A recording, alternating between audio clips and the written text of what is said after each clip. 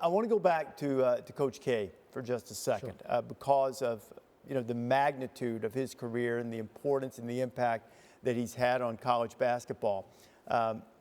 What he's done, Duke has always, before he got there, after 42 seasons, always been a great program, but he elevated it to the point that they're standard. Duke.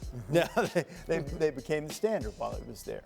Duke became the standard for 40 years. Duke became the standard that if you played against Duke, basically, every single night they were the biggest game on everyone's schedule, and every single night they were ready to play. But to me, the thing that is most amazing is his agility. The greatest coaches have agility to change with the times, whether it's their system, their ability to connect, and coach the players that they have, putting players in position to play to their strengths. No one did it better, longer than Coach K. To Seth's point, we played Duke every single year when I was in college, and those teams used to get up in you 94 feet, deny you wing entry passes, and make everything tough.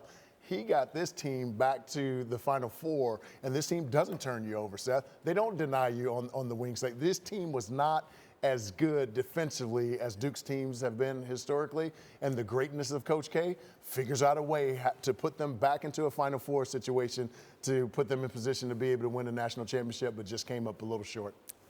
These two losses particularly, really three if you want to include the ACC Tournament Championship game, won't carry the same sting that the two losses to North Carolina will carry. This was the 100th game since Mike Krzyzewski arrived in Durham. Now, a couple of them he was not in there when he had some health issues. 100 games, 50-50. How about that? For the moment, people are going to remember this, but I don't think this will always be like the footnote to the end of the Mike Krzyzewski era, I don't think. This will eat at him. Coaches are human. Your senior night, his last game at Cameron, and then his last game as a head coach, both to Carolina. A Carolina fan would say poetic justice. A Duke fan would say tragic. And as a coach, there are certain losses that stick with you a little bit longer. Right now, in this moment, I think for a while, the 5 national championships, the number of lives he changed, because we talk about the national championships, we talk about the Final Fours, we talk about the thousands of wins. In the end, you look back and you say, how many lives did I change? How many bridges did I build? He talks about bridges to build to the Final Four. How many bridges did I build for young people to cross to become great dads and great husbands and great fathers? So, to me, this is going to hurt for a while. It's the greatest rivalry in sports. It's the Yankees and the Red Sox. But I hope, and this is my hope, that he can take a step away at some time and look at it and say, I did good. I did the right thing. We built the standard for college basketball that others obviously wanted to copy.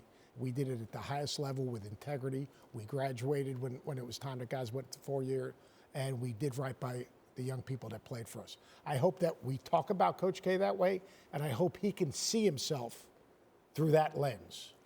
I think he will. The question is when.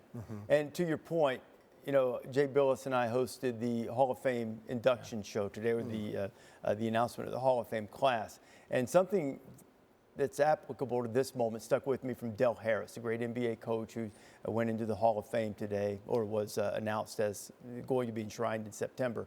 And he was talking about his career. And he said, there are a lot of portions of games I don't remember. He said, there are some games that I don't remember at all. Some you don't want to remember. Yeah, exactly. But he said, I remember the relationships. I remember the impact that people had on me along the way, and that I hopefully had on others. Paraphrasing Del a little bit there. But that's really, at the end of the day, when we look back on Mike Krzyzewski's career, of course, we're going to talk about the championships and the gold medals and the building of the programs and the impact that he had and the greater good across college sports. But the relationships will be the things that the men who played for him will remember more than anything else. Yeah, the relationships are important. We players, we don't forget the magnitude of the impact that our coaches have had on our lives, who pushed us to levels we never thought. We held us accountable at that level and allowed us to be able to go out and be successful dads and successful and involved community members, et cetera. But when I think of Coach K, I think of him in this light. Our game has grown exponentially from the late 80s until what it is now. I think there's 2 guys who I think of. I think of our great Dick Vitale from a media side, from an athletic sport coaching side, nobody greater than Coach K, and I'm grateful for the contribution that he's made to our game. I totally agree. I had 9 years, I got a chance to compete against him, and he played for the same college coach that coached me. And he appreciated, obviously Coach Knight was his head coach, Coach Lababo was his assistant coach. And to listen to him talk about the impact Coach Lababo had on him, like he appreciates the history of the game. He appreciates where he was and where he is today and what he's been able to do. Coach K got into coaching not to become Coach K, because when I first met him, he was Mike. All right? He wasn't Coach K. All right? He was at Army as the head coach at Army. Coach K became Coach K because the consistency of what he did and how he did it. He set the standard for the ACC. At one time, it was Dean Smith. It's been Coach K for the last 20 plus years. And that standard now is one that obviously John Shire is going to move forward as the head coach at Duke. But I'll tell you one thing, he's got a tough act to follow.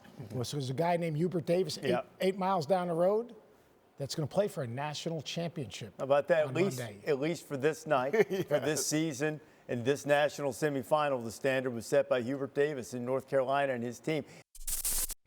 Thank you for watching ESPN on YouTube. For live streaming sports and premium content, subscribe to ESPN+.